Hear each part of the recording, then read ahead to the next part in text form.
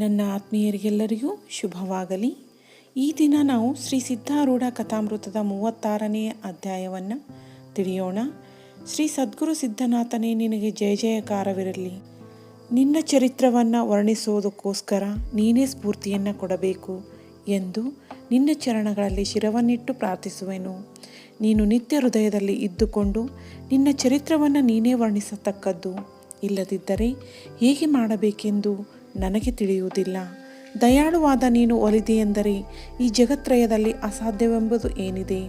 ಈಗ ಅಂತರದೊಳಗೆ ಸ್ಥಿರವಾಗಿ ನಿಂತು ನನ್ನ ಮೇಲೆ ಕೃಪಾ ಮಾಡಬೇಕು. ನಿನ್ನ ನಾಮವನ್ನು ಮುಖದಿಂದ ಉಚ್ಚರಿಸಿದರೆ ಇಹಲೋಕದಲ್ಲಿ ಎಲ್ಲ ಕಾಮನೆಗಳು ಪೂರ್ಣವಾಗುತ್ತವೆ ಮತ್ತು ದೇಹಪತವಾದ ಬಳಿಕ ಅನಂತ ಸುಖವನ್ನಾದರೂ ನೀನು ಕೊಡುತ್ತಿ. ನೀನು ದಯಾಳು ಇರುವುದು ಸತ್ಯವಾದರೆ ಶೀಘ್ರವಾಗಿ ನನ್ನ ಅಂತರ್ಯದೊಳಗೆ ಬರುವಂಥವನಾಗು. ಹೃದಯದಲ್ಲಿ ನಿನ್ನ ಸದ್ಭಾವವು ಇದ್ದು ವಿನಃ ಜೀವವು ಬಹಳ ತಳಮಳಿಸುತ್ತದೆ. ಇರಲಿ, ಹೇ ಶ್ರೋತಾ ಜನರುಗಳಿರ, ಈಗ ಕಥಾನುಸಂಧಾನವನ್ನು ಶ್ರವಣ ಮಾಡಿರಿ. ಪರಶುರಾಮ ಪಂತನೆಂಬ ಗೃಹಸ್ಥನು ಹುಬ್ಬಳ್ಳಿಯೊಳಗೆ ಇರುತ್ತಿದ್ದನು. ಆತನು ಒಮ್ಮೆ ಸಿದ್ಧಾರೂಢರ ಮುಂದೆ ಬಂದು ನಿಂತು ಕರದ್ವಯಗಳನ್ನು ಜೋಡಿಸಿ ಅಂದದ್ದೇನೆಂದರೆ, ನಾನು ಒಬ್ಬ ದೀನನಾದ ಪಾಮರನಿರುತ್ತೇನೆ. ಸಂಸಾರದಿಂದ ಬಹಳ ತಾಪ ಹೊಂದಿದೆನು. ಯಾವ ಸ್ಥಾನಕ್ಕೆ ಹೋದಾಗ್ಯೂ ನನ್ನ ತಾಪವನ್ನು ಶಾಂತಪಡಿಸುವವರನ್ನು ಕಾಣದೆ ಕಟ್ಟ ಕಡೆಗೆ ಹೇ ದೀನನಾಥನೇ, ನಿನ್ನ ಪಾದಕ್ಕೆ ಪ್ರಾಪ್ತನಾಗಿರುತ್ತೇನೆ. ನೀನು ದೀನೋದ್ಧಾರಕನಿರುತ್ತಿ. ನಿನಗೆ ಶರಣು ಬಂದಂಥ ಸರ್ವಭಕ್ತರಿಗೆ ಜ್ಞಾನೋಪದೇಶವನ್ನು ಮಾಡಿ ತಾರಣ ಮಾಡುತ್ತಿ ಎಂಬ ವಿಶೇಷ ಕೀರ್ತಿಯನ್ನು ನಾನು ಕೇಳಿರುವೆನು. ನೀನೇ ನನ್ನ ರಕ್ಷಣಕರ್ತನಾಗಬೇಕಾಗಿ ನಿನ್ನ ಚರಣಗಳಲ್ಲಿ ಮಸ್ತಕವನ್ನಿಟ್ಟು ಬೇಡಿಕೊಳ್ಳುವೆನು.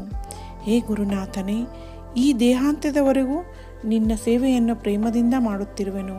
ಇಂತಹ ದೀನವಚನವನ್ನು ಕೇಳಿ ಸದ್ಗುರುಗಳು ಅಮೃತವಾಣಿಯಿಂದ ಬಾರಪ್ಪ ಭಕ್ತರಾಯ ಎಂದು ಕರೆದು ಸಮೀಪದಲ್ಲಿ ಕೂಡಿಸಿಕೊಂಡು ಪರಶುರಾಮ ಪಂತನ ಕರ್ಣದಲ್ಲಿ ತಾರಕ ಮಂತ್ರವನ್ನು ಉಪದೇಶಿಸಿ, ಹೇ ಭಕ್ತ ವತ್ಸಲನೇ, ನೀನು ಸಂಸಾರದೊಳಗಿಂದ ಮುಕ್ತನೇ ಆಗಿರುತ್ತಿ. ಇಂದಿನಿಂದ ಸಂಸಾರ ಉಪಾಧಿಯು ನಿನ್ನನ್ನು ಎಂದಿಗೂ ಪೀಡಿಸಲಾರದು. ಇನ್ನು ಸಂಸಾರದೊಳಗೆ ಇದ್ದರೂ ನೀನು ಪಾವನನಾಗಿ ಹೋದಿ ಎಂದು ತಿಳಿ. ಸದ್ಗುರು ಚರಿತ್ರೆಯನ್ನು ದೇಶ ವಿದೇಶಗಳಲ್ಲಿಯೂ ಜನರಿಗೋಸ್ಕರ ಪ್ರಚಾರಪಡಿಸಿ ಅವರನ್ನು ಬೋಧ ಮಾತ್ರದಿಂದ ಉದ್ಧರಿಸುವ ಕಾರ್ಯವು ನಿನಗೆ ಒಪ್ಪಿರುತ್ತದೆ. ಈ ಪ್ರಕಾರ ಸದ್ಗುರುನಾಥರು ಅಂದು ಆತನ ಮಸ್ತಕದ ಮೇಲೆ ತಮ್ಮ ಹಸ್ತವನ್ನು ಇಟ್ಟರು. ಪರಶುರಾಮ ಪಂತನು ಎದ್ದು ನಿಂತ ಕೂಡಲೇ ಅವನ ಮುಖದ ಮೇಲೆ ತೇಜವು ಕಾಣಿಸಿತು. ಗುರು ಹಸ್ತವು ಮಸ್ತಕಕ್ಕೆ ಸ್ಪರ್ಶಿಸಿದ ಕ್ಷಣವೇ ಆ ಸಜ್ಜನನಾದ ಪರಶುರಾಮ ಪಂತನು ಸಕಲ ಕಲಾ ಸಂಪನ್ನನಾಗಿಯೂ ಮುಖದ ಮೇಲೆ ಬ್ರಹ್ಮವರ್ಚಸ್ಸುಳ್ಳನಾಗಿಯೂ ಕಾಣಿಸುವಂಥವನಾದನು. ಆಗ ಮಹಾ ಭವಭಕ್ತನಾಗಿಯೂ ಸದ್ಗುರು ಪಂಕ್ತಿಯಲ್ಲಿ ಅತ್ಯಂತ ರತನವಾಗಿಯೂ ಗುರುಕೃಪಾ ಸಂಪನ್ನನಾಗಿಯೂ ಇರುವ ಪರಶುರಾಮ ಪಂತನು ಅನ್ನುತ್ತಾನೆ, ಹೇ ಸದ್ಗುರು ಸಿದ್ಧಮಾತೆಯೇ, ದೀನನಾಗಿದ್ದ ನನ್ನ ಮೇಲೆ ಕೃಪೆ ಮಾಡಿ ಪ್ರೇಮದಿಂದ ಒಲಿದು ನನಗೆ ಸೇವಾ ಕಾರ್ಯವನ್ನು ಒಪ್ಪಿಸಿದೆ. ನನ್ನದು ಈಗ ಒಂದು ಇಚ್ಛಾ ಇರುವುದು. ಅದೇನೆಂದರೆ ನಿನ್ನ ಚರಿತ್ರವನ್ನು ರಚಿಸಬೇಕು ಮತ್ತು ಅದಕ್ಕೋಸ್ಕರ ನೀನು ಆಜ್ಞೆಯನ್ನು ಕೊಟ್ಟು ಸ್ಫೂರ್ತಿಯನ್ನು ದಯಪಾಲಿಸತಕ್ಕದ್ದು. ಅಂದರೆ ನಾನು ಈ ಜಗತ್ತಿನಲ್ಲಿ ಧನ್ಯನಾದನೆಂದು ತಿಳಿಯುವೆನು. ನಿನ್ನ ಕೃಪೆ ಆಯಿತೆಂದರೆ ಏನೂ ಆಗಲಿಕ್ಕಿಲ್ಲ. ಭಿಕ್ಷುಕನಿಗೆ ರಾಜನನ್ನಾಗಿ ಮಾಡುವಿ, ಅಂಥನಿಗೆ ದೃಷ್ಟಿ ಕೊಟ್ಟು ಆತನ ಕೈಯಿಂದ ಗ್ರಂಥವನ್ನು ಬರೆಯಿಸುವಿ. ಹಾಗಾದರೆ ಸಿದ್ಧಾರೂಢ ವಿಜಯ ಎಂಬ ಗ್ರಂಥವನ್ನು ಮಹಾರಾಷ್ಟ್ರ ಭಾಷೆಯಲ್ಲಿ ರಚಿಸಬೇಕೆಂದು ನನ್ನ ಹೇತು ಇರುವುದು. ನೀನು ಆಜ್ಞೆ ಕೊಟ್ಟಿದ್ದಾದರೆ ತ್ವರಿತವಾಗಿ ಗ್ರಂಥವು ಸಿದ್ಧವಾಗುವುದು ಅಂದದ್ದು ಕೇಳಿ ಸದ್ಗುರುಗಳು ಪರಶುರಾಮ ಪಂತನಿಗೆ ಸಂತೋಷದಿಂದ ಆಜ್ಞೆಯನ್ನು ಕೊಟ್ಟರು. ಆಮೇಲೆ ಆತನು ಸಿದ್ಧರಿಗೆ ನಮಸ್ಕರಿಸಿ ಸ್ವಸ್ಥಾನಕ್ಕೆ ಹೋಗುವಂಥವನಾದನು. ಒಂದೇ ತಿಂಗಳೊಳಗೆ ಗ್ರಂಥವನ್ನು ಸಿದ್ಧಪಡಿಸಿ ತಂದು ಸದ್ಗುರು ಚರಣಗಳಲ್ಲಿ ಅರ್ಪಿಸಿದನು. ಆ ಅತ್ಯಂತ ಸುರಸವಾದ ಗ್ರಂಥವನ್ನು ಸದ್ಗುರುರಾಯರು ಆನಂದದಿಂದ ಶ್ರವಣ ಮಾಡಿದರು. ಅನಂತರ ಗುರು ಆಜ್ಞೆ ಪ್ರಕಾರ ಗೋವಾ ಇತ್ಯಾದಿ ಪ್ರಾಂತ್ಯಗಳಿಗೆ ಹೋಗಿ ಪರಶುರಾಮ ಪಂತನು ಸ್ವಮುಖದಿಂದ ಆ ಚರಿತ್ರವನ್ನು ನಿರೂಪಿಸುತ್ತಿದ್ದನು. ಅದನ್ನು ಶ್ರವಣ ಮಾಡಿದ ಮಾತ್ರದಿಂದ ಸಕಲ ಜನರು ಸಿದ್ಧಭಕ್ತಿಯ ಸ್ಫುರಣ ಹೊಂದಿದಂಥವರಾಗಿ ಉದ್ಧತರಾಗುತ್ತಿರುವರು. ಪಂತನ ವೈರಾಗ್ಯಯುಕ್ತವಾದ ಆಚರಣೆಯನ್ನು, ನಿಷ್ಕಾಮ ಸೇವಾ ಬುದ್ಧಿಯನ್ನು ನೋಡಿ ಜನರು ಅತಿಶಯ ಪ್ರೇಮದಿಂದ ಆತನನ್ನು ಗುರುಭಾವದಿಂದ ಪೂಜಿಸುತ್ತಾರೆ. ಒಮ್ಮೆ ಸದ್ಗುರು ಆಜ್ಞೆಯಿಂದ ಪರಶುರಾಮ ಪಂತನು ರೋಣವೆಂಬ ಗ್ರಾಮಕ್ಕೆ ಹೊರಟು ಹೋಗಬೇಕಾಯಿತು. ಅಲ್ಲಿ 7 ದಿವಸ ತನಕ ಸದ್ಗುರುಗಳ ಉತ್ಸವ ನಡೆಯುತ್ತಾ ಚರಿತ್ರ ಕಥನವು ನಡೆಸಬೇಕೆಂದು ನಿಶ್ಚಯವಾಗಿರುತ್ತದೆ. ನಿತ್ಯದಲ್ಲಿ ಭಜನ, ಹರಿಕೀರ್ತನ ಮತ್ತು ಉಪನ್ಯಾಸಾದಿಗಳನ್ನು ನಡೆಸುವುದಕ್ಕೋಸ್ಕರ ಅಲ್ಲಿಯ ಭಕ್ತ ಜನರು ಪರಶುರಾಮ ಪಂತನನ್ನು ಕರೆದುಕೊಂಡು ಹೋಗಬೇಕೆಂದು ಆಮಂತ್ರಣ ಕೊಟ್ಟು ಭಕ್ತ ಜನರು ಮುಂದೆ ಹೋದರು. ಆದರೆ ಪರಶುರಾಮ ಪಂತನು ಹಿಂದುಳಿದನು. ಮರುದಿವಸ ಆತನು ತನ್ನ ಪತ್ನಿಯಾದ ಜಾನಕಿಬಾಯಿ ಮತ್ತು ಭಕ್ತನಾದ ಮಂಗೇಶ ಎಂಬುವನನ್ನು ಸಹ ಕರೆದುಕೊಂಡು ಸದ್ಗುರು ಆಜ್ಞೆಯನ್ನು ಪಡೆದುಕೊಂಡು ಹೊರಟನು. ಹುಬ್ಬಳ್ಳಿ ಹೋಗೇಬಂಡಿ ಸ್ಟೇಷನ್ಗೆ 3 ಮಂದಿ ಬಂದು ನೋಡುವಾಗ ಅಲ್ಲಿ ಜನರ ಸಂದಣಿ ವಿಶೇಷವಿದ್ದು ಟಿಕೀಟುಗಳು ಸಿಗಲಿಲ್ಲ. ಆ ದಿವಸ ಅವರಿಗೆ ಗಾಡಿ ತಪ್ಪಿತೆಂದರೆ ಉತ್ಸವ ಆರಂಭವಾಗತಕ್ಕ ಕಾಲದಲ್ಲಿ ಅವರು ರೋಣಕ್ಕೆ ಮುಟ್ಟುತ್ತಿದ್ದಿಲ್ಲ. ಈ ಸಮಯದಲ್ಲಿ ಏನು ಮಾಡುವುದೆಂದು ಪರಶುರಾಮ ಪಂತನು ಮನಸ್ಸಿನಲ್ಲಿ ಬಹಳ ತಳಮಳಪಟ್ಟು, ಹೇ ಸದ್ಗುರುರಾಯನೇ, ನಿನ್ನ ಕಾರ್ಯವನ್ನು ನೀನೇ ಸಿದ್ಧಿಗೆ ಒಯ್ದರೆ ಆಗುವುದು. ಈ ವಿಘ್ನ ಬಂದಿರುತ್ತದೆ, ಇದಕ್ಕೇನಾದರೂ ಉಪಾಯ ಮಾಡುವಂಥವನಾಗು ಎಂದು ಪ್ರಾರ್ಥಿಸಿದನು. ಅಷ್ಟರಲ್ಲಿ ಒಬ್ಬ ಮನುಷ್ಯನು ಪರಶುರಾಮ ಪಂತನ ಹತ್ತಿರ ಬಂದು, ನೀವು ಎಲ್ಲಿಗೆ ಹೋಗುವವರು, ಇಲ್ಲಿ ಏತಕ್ಕೆ ನಿಂತಿರುವಿರಿ ಎಂದು ಕೇಳಲಾಗಿ ಪರಶುರಾಮ ಪಂತನು, ನಾವು 3 ರೋಣಕ್ಕೆ ಹೋಗುವವರು. ಆದರೆ ಮಲ್ಲಾಪುರ ಸ್ಟೇಷನ್ಗೆ ಟಿಕೀಟು ತೆಗೆದುಕೊಳ್ಳಲಿಕ್ಕೆ ಹೋದರೆ ಟಿಕೀಟು ಸಿಗಲಿಲ್ಲ.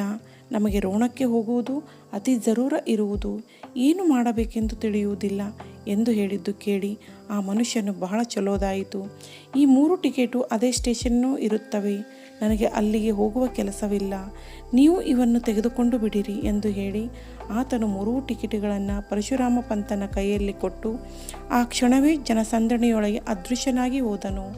ಆ ಟಿಕೆಟಿನ ಹಣ ಸಹ ತೆಗೆದುಕೊಳ್ಳಲಿಲ್ಲ. ಪರಶುರಾಮ ಪಂತನು, ಇವನು ಸದ್ಗುರುವೇ ಸಂಕಟ ಕಾಲ ನೋಡಿ ನಮ್ಮ ಪ್ರಾರ್ಥನೆ ಕೇಳಿ ಬಂದು ಸಹಾಯ ಮಾಡಿದ್ದು ಅವನೇ ಹೊರತು ಮತ್ಯಾರೂ ಅಲ್ಲ ಎಂದುಕೊಂಡು 3 ಗಾಡಿ ಹತ್ತಿ ಯೋಗ್ಯ ಕಾಲಕ್ಕೆ ಮಲ್ಲಾಪುರ ಸ್ಟೇಷನ್ನಲ್ಲಿ ಇಳಿದರು. ಆದರೆ ಅಲ್ಲಿಂದ ರೋಣ ಗ್ರಾಮವು ಕೆಲವು ಮೈಲು ಅಂತರದಲ್ಲಿದ್ದು ಮಹಾ ಅಂಧಕಾರವು ಕವಿದಿತ್ತು. ನಡೆದು ಹೋಗಲಿಕ್ಕೆ ದಾರಿಯೂ ಕಾಣಿಸುತ್ತಿದ್ದಿಲ್ಲ. ಸ್ಟೇಷನ್ನಿನ ಸಮೀಪ ಉಳಿಯಲಿಕ್ಕೂ ಜಾಗ ಸಿಗಲಿಲ್ಲ. ಮಳೆಯು ಬೀಳಲಾರಂಭಿಸಿತು. ಏನು ಮಾಡುವುದೆಂದು ಚಿಂತೆ ಮಾಡುತ್ತಿರುವಾಗ ಅಲ್ಲಿ ಒಬ್ಬ ಮನುಷ್ಯನು ಬಂದು, ನೀವು ಎಲ್ಲಿಗೆ ಹೋಗುವರು ಎಂದು ಪಂತನಿಗೆ ವಿಚಾರಿಸಲು ಪಂತನು, ನಾವು ರೋಣ ಗ್ರಾಮಕ್ಕೆ ಹೋಗುವವರು. ನಮಗೆ ರಾತ್ರಿ ಉಳಿಯಲಿಕ್ಕೆ ಸ್ಥಾನ ಬೇಕಾಗಿರುತ್ತದೆ. ರಾತ್ರಿ ಇಲ್ಲಿ ಕಳೆದು ನಾಳೆ ಮುಂಜಾನೆ ನಾವು ರೋಣಕ್ಕೆ ಹೋಗುವು ಎಂದು ಹೇಳಿದ್ದು ಕೇಳಿ ಕೂಡಲೇ ಆ ಮನುಷ್ಯನು ಹೋಗಿ ಒಂದು ಕಂದೀಲು ತೆಗೆದುಕೊಂಡು ಬಂದು ಈ 3ರನ್ನು ದಾರಿ ತೋರಿಸುತ್ತಾ ಒಂದು ಸಮೀಪದ ಮನೆಗೆ ಕರೆದುಕೊಂಡು ಹೋದನು. ಆ ಮನೆಯ ಪಡಸಾಲೆಯೊಳಗೆ ಒಂದು ಉತ್ತಮವಾದ ಸ್ಥಳದಲ್ಲಿ ಜಮಖಾನ ಹಾಸಿ ಅದರ ಮೇಲೆ ಕೂಡಿಸಿದನು ಮತ್ತು ಅಲ್ಲೇ ರಾತ್ರಿ ಕಳೆಯಲಿಕ್ಕೆ ಹೇಳಿದನು. ಅವನಿಗೆ ಹೆಸರು ಕೇಳಿದಾಗ ಅವನ ಹೆಸರು ಸಿದ್ದಪ್ಪ ಅಂದನು. ಅದಕ್ಕೆ ಜಾನಕಿಬಾಯಿ, ಇವನು ಸಿದ್ಧಗುರುವಿನ ವಿನಃ ಮತ್ಯಾರೂ ಅಲ್ಲ. ನನಗೆ ಗೊತ್ತದೆ, ಸಂಕಟ ಬಂದಾಗ ಬಂದು ಸಹಾಯ ಮಾಡುವವನು ಅವನೊಬ್ಬನೇ ಎಂದು ಅಂದಳು. ಆಗ ಸಿದ್ದಪ್ಪನು ಮನೆಯೊಳಗೆ ಹೋಗಿ ಕೂಡಲೇ ತಿರುಗಿ ಬಂದು ಪಂತನ ಮುಂದೆ ಬಾಳೆಹಣ್ಣು, ಸಕ್ಕರೆ ಮತ್ತು ಒಂದು ತಂಬಿಗೆಯೊಳಗೆ ಹಾಲು ಸಹ ಇಟ್ಟು ಬಿಟ್ಟನು. ಪಂತನು ಆತನನ್ನು ಕುರಿತು, ಸಿದ್ದಪ್ಪ, ನೀನು ಹುಬ್ಬಳ್ಳಿಯೊಳಗಿರುವೆಯೋ ಎಂದು ಕೇಳಿದ್ದಕ್ಕೆ ಸಿದ್ದಪ್ಪನು, ನಾನು ಹುಬ್ಬಳ್ಳಿಯವನೇ ಅಲ್ಲ. ನನ್ನ ಸ್ಥಾನವು ನಿಮಗೆ ತಿಳಿಯಲ ಶಕ್ಯವು. ನೀವು ರಾತ್ರಿಯನ್ನು ಇಲ್ಲೇ ಕಳೆದು ನಾಳೆ ಮುಂಜಾನೆ ರೋಣಕ್ಕೆ ಹೋಗಿರಿ ಎಂದು ಸಿದ್ದಪ್ಪನು ನಗುತ್ತಾ ಅಂದು ಹೊರಗೆ ಕತ್ತಲೆಯೊಳಗೆ ಹೋಗಿ ಅದೃಶ್ಯನಾದನು. ಅವರಿಗೆಲ್ಲರಿಗೂ ಆಶ್ಚರ್ಯವಾಗಿ ಈತನು ನಿಶ್ಚಯವಾಗಿ ಸದ್ಗುರು ಇರುವನು ಎಂದು ಅನ್ನುತ್ತಿರುವಾಗ ಮಂಗೇಶನು ಮನೆಯೊಳಗಿನ ಜನರಿಗೆ ಸಿದ್ದಪ್ಪನ ಸಂಬಂಧ ವಿಚಾರಿಸಿದನು. ಆಗ ಮನೆ ಮಂದಿ ಎಲ್ಲರೂ ಹೊರಗೆ ಬಂದು, ಇಲ್ಲಿ ಪರ್ಯಂತ ಯಾತಕ್ಕೆ ಬಂದಿರಿ ಎಂದು ಕೇಳಿದ್ದಕ್ಕೆ ಆತನು ಎಲ್ಲ ವೃತ್ತಾಂತವನ್ನು ತಿಳಿಸಿದನು. ಅದನ್ನು ಕೇಳಿ ಅವರು ಬಹಳ ಆಶ್ಚರ್ಯಪಟ್ಟು, ಆತನು, ನಮ್ಮ ಮನೆ ಮನುಷ್ಯನಲ್ಲ, ನೀವು ಯಾರೆಂಬುದು ನಮಗೆ ಗೊತ್ತಿಲ್ಲ. 2ನೇ ಗ್ರಾಮಕ್ಕೆ ಹೋಗಿರುವ ನಮ್ಮ ಮನೆ ಯಜಮಾನರ ಗುರ್ತದವರು ಎಂದು ನಾವು ಸುಮ್ಮನಿದ್ದೆವು. ಇಲ್ಲದಿದ್ದರೆ ನಾವು ಆಶ್ರಯ ಕೊಡುತ್ತಿದ್ದಿಲ್ಲ. ಈಗ ನೀವು ಯಾರೆಂತ ನಮಗೆ ಹೇಳಿರಿ. ಸಿದ್ಧಾರೂಢರ ಭಕ್ತರೇನು? ಹಾಗಾದರೆ ನಿರ್ಭಯವಾಗಿ ಇಲ್ಲೇ ಇರಿ ಎಂದು ಹೇಳಿದರು. ಆಗ ಪಂತನು, ಹಾಗಾದರೆ ನಮ್ಮ ಪರಿಚಯವಿಲ್ಲದಿದ್ದರೆ ಅವನು ಕೂಡ ನೀವು ಹಣ್ಣು, ಸಕ್ಕರೆ, ಹಾಲು ಮುಂತಾದದ್ದನ್ನು ಹೇಗೆ ಕಳಿಸಿದಿರಿ ಎಂದು ಕೇಳಿದ್ದಕ್ಕೆ ಅವರು, ಯಾರು ಕಳಿಸಿದ್ದಾರೆ? ಅವನು ನಮ್ಮ ಮನೆಯೊಳಗೆ ಬಂದೇ ಇಲ್ಲ. ಅವೆಲ್ಲ ಮಾಯಿಕ ಜಿನಿಸುಗಳು ಇರಬಹುದು. ನೀವು ಹೇಳುವಂತೆ ಈತನು ಸಿದ್ಧಾರೂಢನಿರಬಹುದು ಎಂದು ಅವರಂದದ್ದು ಕೇಳಿ ಎಲ್ಲರಿಗೂ ನಿಶ್ಚಯವಾಯಿತು. ಏನೆಂದರೆ ಶ್ರೀ ಸಿದ್ಧ ಸದ್ಗುರುವೇ ವೇಷ ಪಲ್ಲಟ ಮಾಡಿ ಬಂದಿದ್ದನು. ಏಕೆಂದರೆ ಆತನು ಮಹಾಭಕ್ತಾಭಿಮಾನಿ ಇದ್ದು ಯಾವಾಗಲೂ ಆತನಿಗೆ ಭಕ್ತರ ಚಿಂತೆ ಇರುತ್ತದೆ. ಆ ಮನೆಯ ಮಂದಿಗೆ ಬಹಳ ಆನಂದವಾಗಿ ಅನ್ನುತ್ತಾರೆ, ನಮಗೂ ಆ ಸಿದ್ಧಾರೂಢರ ದರ್ಶನವನ್ನು ಮಾಡಿಸಿರಿ. ಆತನ ಅಪ್ರತಿಮ ಭಕ್ತರ ಸಂಗತಿಯು ನಮಗೆ ಪ್ರಾಪ್ತವಾದ್ದರಿಂದ ನಾವಾದರೂ ಧನ್ಯರಾದೆವು. ನೀವು ಮನೆಗೆ ಬಂದಿರುರೆಂದು ನಮಗೆ ಬಹಳ ಆನಂದವಾಯಿತು. ನೀವು ತಿರುಗಿ ಹುಬ್ಬಳ್ಳಿಗೆ ಹೋಗುವಾಗ ನಾವು ಅವಶ್ಯವಾಗಿ ನಿಮ್ಮ ಜೊತೆಯಲ್ಲೇ ಬಂದು ಸಿದ್ಧ ಸದ್ಗುರುವೆ ಭೇಟಿಯಾಗುವೆವು. ಪರಶುರಾಮ ಪಂತ ಮತ್ತು ಅವನ ಮಂದಿ ಆ ರಾತ್ರಿ ಅಲ್ಲೇ ವಿಶ್ರಮಿಸಿಕೊಂಡು ಮರುದಿನ ಬೆಳಗ್ಗೆ ರೋಣಕ್ಕೆ ಹೋಗಲಿಕ್ಕೆ ಹೊರಟಾಗ ಮನೆಯವರು ಸರ್ವಾನುಕೂಲ ಮಾಡಿಕೊಟ್ಟರು. ರೋಣ ಗ್ರಾಮದಲ್ಲಿ ಉತ್ಸವವನ್ನು ತೀರಿಸಿ ಪುನಃ ಹುಬ್ಬಳ್ಳಿಗೆ ಬರುವಾಗ ಅವರು ಮಲ್ಲಾಪುರದಲ್ಲಿ ರಾತ್ರಿ ಕಳೆದು ಮನೆಯ ಮಂದಿಯನ್ನೂ ಸಹ ತಮ್ಮ ಸಂಗಡ ಕರೆದುಕೊಂಡು ಬಂದರು. ಸಿದ್ಧಾಶ್ರಮಕ್ಕೆ ಬಂದು ನಡೆದ ವೃತ್ತಾಂತವನ್ನೆಲ್ಲ ಸದ್ಗುರುಗಳನ್ನು ಕುರಿತು ಪರಶುರಾಮ ಪಂತನು ನಿವೇದಿಸಿದ್ದಾಗ ಸಿದ್ಧರು ಅಂದರು, ಸರ್ವ ಭಾರವನ್ನು ಸದ್ಗುರುವಿನ ಮೇಲೆ ಇಟ್ಟು ಬಿಟ್ಟರೆ ಅದನ್ನು ಆತನು ನಿಶ್ಚಯವಾಗಿ ವಹಿಸುವನು. ಆತನು ಸಂಭಾಳಿಸದಿದ್ದರೆ ಆತನ ಭಕ್ತರನ್ನು ರಕ್ಷಿಸುವನು ಮತ್ಯಾವನು ಇದ್ದಾನೆ. ಸದ್ಗುರುನಾಥನ ಈ ವಚನವನ್ನು ಕೇಳಿ ಎಲ್ಲರಿಗೂ ಆನಂದವಾಗಿ ಜಯ ಜಯಕಾರ ಮಾಡುವಾಗ ಆ ನಾದವು ಆಕಾಶದಲ್ಲೆಲ್ಲ ತುಂಬಿ ಹೋಯಿತು. ಶ್ರೋತಾ ಜನರುಗಳಿರ, ಈಗ ಕಥೆಯ ಲಕ್ಷ್ಯಾರ್ಥವನ್ನು ಕೇಳುವಂಥವರಾಗಿರಿ. ಪರಶುರಾಮ ಪಂತನೇ ವಿವೇಕನು, ಆತನ ಭಾರ್ಯೆಯು ಶಾಂತಿ ಮತ್ತು ಮಂಗೇಶನು ವೈರಾಗ್ಯನು ಸಂಸಾರ ರೂಪ ರೋಣ ಗ್ರಾಮದಲ್ಲಿರುವ ವಿಷಯ ವೃತ್ತಿಗಳೆಂಬ ಜನರಿಗೆ ಬೋಧಿಸುವುದಕ್ಕೋಸ್ಕರ ಸಪ್ತಾವಾಸ್ತರೂಪ ಸಪ್ತಕೋತ್ಸವಕ್ಕೆ ಈ ಮೂವರು ಹೋಗುವರು. ಆಗ ದಾರಿಯಲ್ಲಿ ಸದ್ಗುರುವೇ ಸ್ವತಃ ಬಂದು ನಿಷ್ಕಾಮತೆ ಎಂಬ ಟಿಕೆಟು ಕೊಟ್ಟು ಮನೋರೂಪ ಗಾಡಿಯಲ್ಲಿ ಕೂಡಿಸಿದ್ದಾಗಿ ಅವರಿಗೆ ಹೋಗಲಿಕ್ಕೆ ಅನುಕೂಲವಾಯಿತು. ಅದರಿಂದ ಇಳಿಯುವಾಗ ವಿಶೇಷ ಅಜ್ಞಾನ ಮತವಿದ್ದು ಆಗ ಸದ್ಗುರುವು ಅಲ್ಲಿಯೇ ಪ್ರಾಪ್ತನಾಗಿ ಭಾಗತ್ಯಾಗ ರೂಪ ಕಂದೀಲು ತೆಗೆದುಕೊಂಡು ಬಂದು ಸ್ವರೂಪ ಗೃಹಕ್ಕೆ ಕರೆದುಕೊಂಡು ಹೋಗಿ ಅಲ್ಲಿ ಅವರನ್ನು ಸ್ಥಾಪಿಸುವಂಥವನಾದನು. ಅವರಿಗೆ ಆನಂದವೆಂಬ ಫಲಹಾರ ಕೊಟ್ಟು ಉಪಚಾರ ಮಾಡಿದನು. ಅಲ್ಲಿ ವಿಶ್ರಾಂತಿಯನ್ನು ಹೊಂದಿ ಜೀವಜನರಿಗೆ ಬೋಧಿಸಲಿಕ್ಕೆ ಅವರು ಹೋದರು. ಇಂಥ ಅಗಾಧವಾದ ಸದ್ಗುರು ಮಹಿಮೆಯನ್ನು ಶ್ರವಣ ಮಾಡಿದ್ದರಿಂದ ಸಂಸಾರ ದುಃಖವೆಲ್ಲ ಹಾರಿ ಹೋಗಿ ಹೃದಯದಲ್ಲಿ ಸದ್ಗುರು ಮೂರ್ತಿ ಕಾಣುವಂಥದ್ದಾಗಿ ಚಿತ್ತವು ಬ್ರಹ್ಮಾಕಾರವಾಗುವುದು ಎಂಬಲ್ಲಿಗೆ ಶ್ರೀ ಸಿದ್ಧಾರೂಢ ಕಥಾಮೃತದೋಳು ಶ್ರವಣ ಮಾತ್ರದಿಂದ ಸರ್ವ ಪಾಪಗಳನ್ನು ಭಸ್ಮ ಮಾಡುವಂಥ ಅತಿ ಮನೋಹರವಾದ ಈ 36ನೆಯ ಅಧ್ಯಾಯವನ್ನು ಶಿವದಾಸನು ಶ್ರೀ ಸಿದ್ಧಾರೂಢ ಸದ್ಗುರುಗಳ ಚರಣಾರವಿಂದಗಳಲ್ಲಿ ಸಮರ್ಪಿಸುತ್ತಿರುವನು. ಆತ್ಮೀಯರೇ, ಮುಂದಿನ ವಿಡಿಯೋದಲ್ಲಿ 37ನೇ ಅಧ್ಯಾಯವನ್ನು ತಿಳಿಯೋಣ.